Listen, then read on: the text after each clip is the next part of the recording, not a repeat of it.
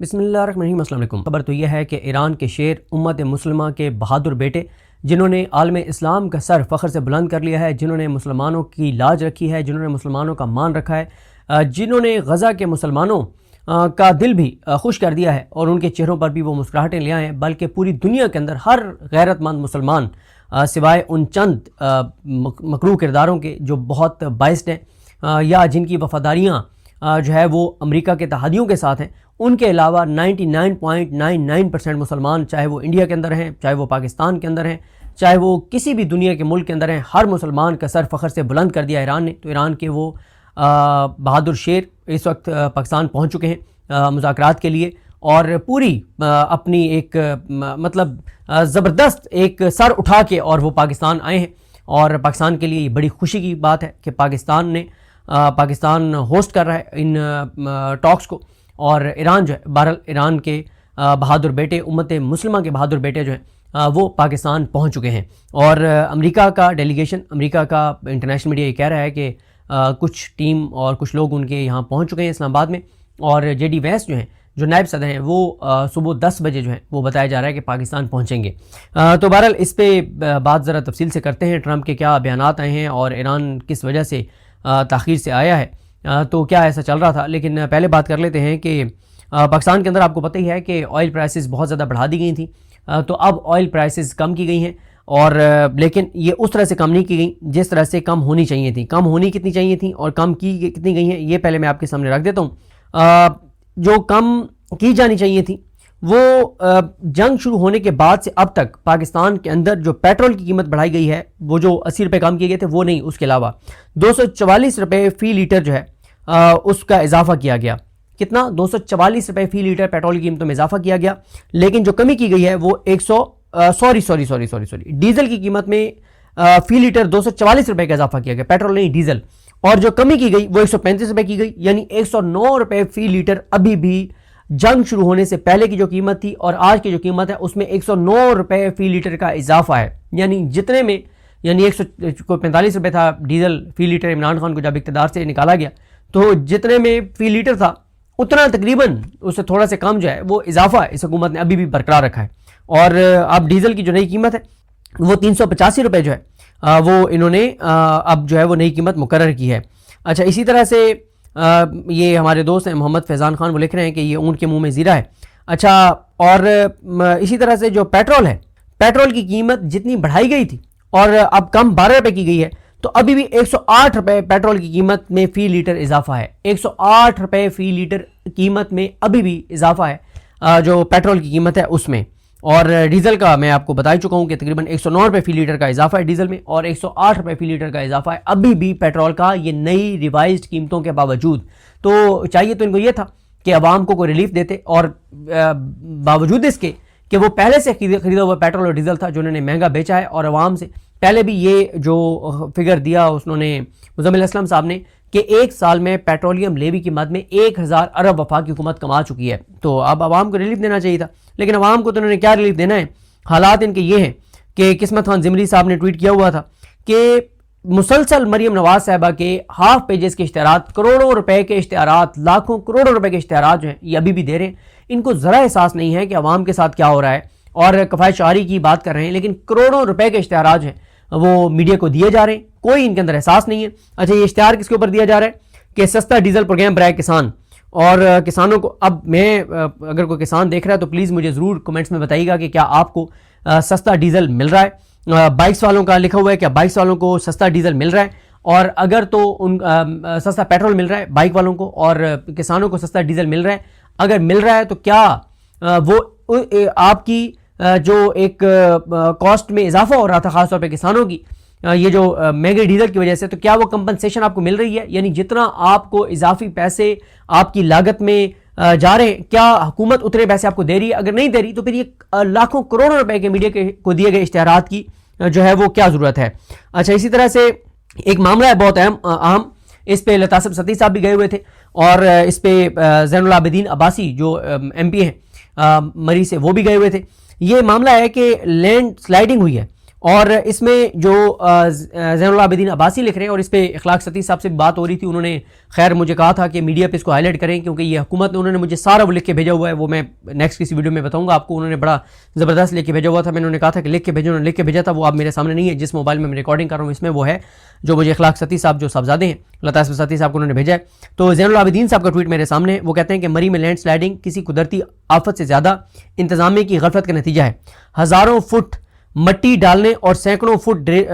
Drilling جیسے اقدامات نے لوگوں کے گھر، آبائی قبرستان اور مساجد تک کو خطرے میں ڈال دیا ہے۔ میں پورے پاکستان سے اپیل کرتا ہوں کہ متاثرہ مری والوں کی آواز بنے اور اس نااہل انتظامیہ کے خلاف مؤثر اقدام کا مطالبہ کریں، تاکہ متاثرین کو فوری متبادل جگہ اور جو ہے وہ انتظام اور انصاف جو ہے فراہم کیا جا سکے۔ اور یہ جیکا گلی میں یہ ہوا ہے اور کوثر کالونی، یہ دو جگہیں ہیں، تو خیر اس کے اوپر جو ہے وہ ضرور بات کریں گے۔ اچھا، اسی طرح سے ساجد ترین وہ ٹویٹ کر رہے ہیں کہ بلوچستان جو پورے ملک کو گیس فراہم کرتا ہے، لیکن کوئٹہ میں گیس کمپنی کی جانب سے گیس لوڈ شیڈنگ شرمناک عمل ہے اور انہوں نے عوام کی زندگی اجیرن بنا دی ہے۔ اچھا، یہاں میں آپ کو ایک بات بتا دوں کہ بجلی کی لوڈ شیڈنگ جو ہے وہ بہت زیادہ شروع ہو چکی ہے۔ اچھا، اسی طرح سے اعزاز سعید صاحب نے ٹویٹ کیا تھا، منی مین پیسے والا آدمی جو ہے وہ اتنا انہوں نے لکھا تھا، تو اس پہ شامیر بلوچ جو انٹرنیشنل میڈیا کے ساتھ منسلک ہیں، انہوں نے کہا کہ لگتا ہے کہ سعودی فائنانس منسٹر جو ہیں وہ اسلام آباد پہنچ گئے ہیں، کیونکہ انہوں نے آنا تھا، تو بالکل وہ بعد میں خبر آ بھی گئی کہ وہ اسلام آباد پہنچ گئے ہیں، ان کی وزیر اعظم سے ملاقات بھی ہوئی ہے، اور نون لیگ کے اکاؤنٹ سے لکھ رہے ہیں کہ $50 ارب وہ پاکستان کو دینے آئے ہیں، نون لیگ کے اکاؤنٹ سے لکھ رہے ہیں، اور کوئی کہہ رہا ہے $5 ارب، کوئی کہہ رہا ہے $10 ارب، کوئی کہہ رہا ہے $50 ارب، تو مختلف ہے، لیکن ابھی جب تک میں ویڈیو ریکارڈ کر رہا ہوں ابھی تک کوئی آفیشیل فگر سامنے نہیں آیا۔ اچھا، اسی طرح سے ایک چیز اور ہے، یہ جو پی ٹی آئی پہ الزام لگا رہے ہیں، حالانکہ عمران خان نے تو 9 اپریل کا جلسہ اپنا منسوخ کر دیا کہ جو ٹاکس ہو رہی ہیں اسلام آباد میں یہ متاثر نہ ہو، لیکن ایک یہ آپ دیکھیں کہ بلاول بھٹو زرداری کا ایک بیان چل رہا ہے، جب بلاول بھٹو زرداری کے ساتھ شہباز شریف ٹھہرے ہوئے ہیں تو اس وقت انہوں نے دھمکی دی تھی کہ ہم OIC کانفرنس کو روکیں گے، اور بلاول بھٹو زرداری نے کہا تھا کہ دیکھتے ہیں OIC کانفرنس کیسے ہوتی ہے۔ تو آپ دیکھنا ہوگا کہ یہ جو اس وقت ملک دشمن تھے وہ کس ملک میں ہوتے ہیں، یہ جو بلاول بھٹو زرداری یا اس کے ساتھ جو پیچھے ملک دشمن کھڑے ہیں، جو اس وقت کہہ رہے تھے کہ OIC کانفرنس نہیں ہونے دیں گے پاکستان میں، اور جو کہتے تھے FATF کی قانون سازی نہیں ہونے دیں گے، اور پاکستان چلا جائے بلیک لسٹ میں، گرے لسٹ میں، جس لسٹ میں جاتا ہے پاکستان کو جتنا نقصان ہوتا ہے ہو، لیکن ہم FATF پہ اس وقت ہم ووٹ دیں گے جب ہمارے چوروں ڈاکوؤں اور لٹیروں کو ریلیف دو گے، ہماری کرپشن کو معاف کرو گے، NRO دو گے۔ تو یہ آج کل یہ کہاں ہوتے ہیں، یہ جو اس وقت جو پاکستان کے خلاف اس طرح سے ایکٹیو تھے۔ اچھا، یہ زیادہ راؤ لکھ بھی رہی ہیں، رپورٹر ہیں بڑی اچھی ABN کی، کہ ابھی گرمیاں شروع نہیں ہوئی اور بہت زیادہ جو ہے وہ لوڈ شیڈنگ شروع ہو گئی ہے۔ اچھا، یہ احمد نواز کمیانہ ہے، انہوں نے لکھا ہوا ہے کہ سعودی وزیر خزانہ $50 ارب کا تحفہ لے کر اسلام آباد پہنچ گئے، یہ پاکستان کے اڑان بھرنے کا وقت ہے، اللہ نظر بد سے بچائے۔ تو نادر بلوچ یہی کہہ رہے ہیں کہ یہ صاحب کہنے کو خود کو صحافی کہتے ہیں، تو اب ان سے سورس کوئی نہ پوچھے۔ اچھا، اسی طرح سے اب یہ بھی دیکھنا ہوگا بہرحال کہ میاں نواز شریف صاحب، جواد احمد صاحب، اقرار الحسن صاحب وہ اسلام آباد پہنچے نہیں پہنچے، کیونکہ یہ بڑا اہم موقع ہے، تو یہ دیکھنا ہوگا۔ اچھا، یہ قسمت خان زمری صاحب نے نجم سیٹھی صاحب کا ایک کلپ ٹویٹ کیا ہے، جس میں نجم سیٹھی صاحب نے دنیا نیوز پہ عائشہ ناز صاحبہ کے پروگرام میں کہا ہے کہ جو ٹیم آ رہی ہے،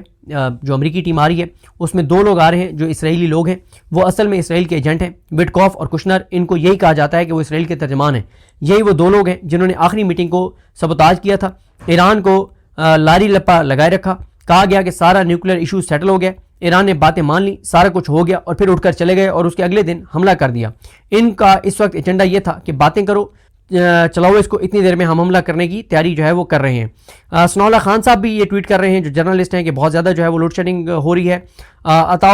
الرحمان کوہستانی صاحب نے ان کا محمد زبیر صاحب کا بیان ٹویٹ کیا ہوا ہے کہ ڈیزل کی قیمت میں 135 روپے فی لیٹر کمی کر دی گئی ہے۔ پاکستان میں استعمال ہونے والے ڈیزل کا 70% حصہ مقامی طور پر ریفائن کیا جاتا ہے، اس کا بین الاقوامی تیل کی قیمتوں سے کوئی تعلق نہیں تھا، لیکن حکومت نے غلط فارمولے کی وجہ سے ایران کی جنگ کے بعد ڈیزل کی قیمت میں بہت زیادہ اضافہ کر دیا۔ ہم مسلسل حکومت کو اس کی نااہلی کے بارے میں بتاتے رہے، جب یہ بات بالکل واضح ہو گئی تو حکومت کے پاس قیمتیں کم کرنے کے علاوہ کوئی راستہ نہیں بچا۔ اچھا، اسی طرح سے علی اکبر صاحب جرنلسٹ ہیں KP سے، وہ بھی لکھ رہے ہیں کہ جناب وزیر اعظم جن قیمتوں کی کمی کا انتظار تھا وہ تو نہیں ہوا، اور آپ نے آٹے میں نمک کے برابر یہ پیٹرول کی قیمت میں تو کمی کی ہے۔ اس بڑے موقع پر اتنی چھوٹی کمی کا اعلان کسی آپ وزیر یا مشیر سے کروا دیتے، آپ کو خود جو ہے وہ نہیں کرنا چاہیے تھا۔ اور ظاہر ہے یہ بہت زیادہ بات ہو رہی ہے کہ انہوں نے قیمتیں بڑھائیں کتنی تھیں اور کم کتنی کی ہیں. انصار عباسی کے جو جن کو میں صحافیوں میں سے رئیس المنافقین کہتا ہوں، ان کے پرانے ٹویٹس اب سامنے آ رہے ہیں جس میں انہوں نے اپوزیشن کو کہا تھا اس وقت کی، یہ بلاول بھٹو زرداری، شہباز شریف وغیرہ کو، کہ آپ OIC کی کا بائیکاٹ کریں. اور اس وقت وہ کہہ رہے تھے کہ کیونکہ اس میں انڈیا آ رہا ہے تو آپ منسٹر آ رہا ہے تو آپ اس کا بائیکاٹ کریں. اب تو پھر امریکی آ رہے ہیں تو اب مطلب رقص کر رہے ہیں انصار عباسی اور اتنے ایکسائٹڈ ہیں. اور میں تو یہ کہوں گا کہ اگر امریکیوں سے صحافیوں کو ملوایا جانا ہے تو انصار عباسی کا نام پہلے نمبر پہ لکھنا چاہیے، کیونکہ وہ بہت زیادہ ایکسائٹڈ ہیں امریکیوں کے پاکستان آنے پہ، بہت زیادہ ایکسائٹڈ ہیں. اتنے وہ ایرانیوں کے پاکستان آنے پہ اتنے ایکسائٹڈ نہیں جتنے وہ امریکہ کے آنے پہ بہت. اور بلکہ طارق متین صاحب نے تو ایک ان کا کوٹ ٹویٹ کیا ہوا تھا جس میں انہوں نے لکھا ہوا تھا کہ خواجہ صاحب مہربانی کرو، یعنی وہ خواجہ آصف کو کہہ رہے تھے کہ اسرائیل کے خلاف کیوں تم نے ٹویٹ کر دیا. یہ حالات ہیں انصار عباسی کے، اور جو بڑا ہر وقت درود شریف اور بڑے مطلب اپنے آپ کو ایک اسلامی اپنا وہ ایک تاثر دیتے ہیں. اور